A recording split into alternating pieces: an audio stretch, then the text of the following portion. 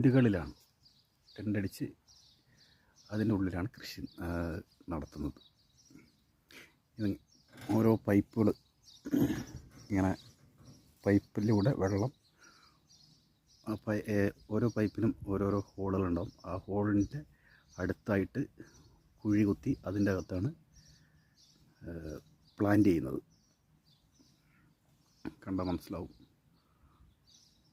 ഇനി ഇതിൻ്റെ പ്ലാസ്റ്റിക് ഇനി അടുത്ത ഓരോരോ പ്രോസസ്സിങ് ഉണ്ട്. ഇതിന് അടുത്ത നിലത്ത് പ്ലാസ്റ്റിക് വിരിക്കുന്നൊരു പ്രോസസ്സാണ്.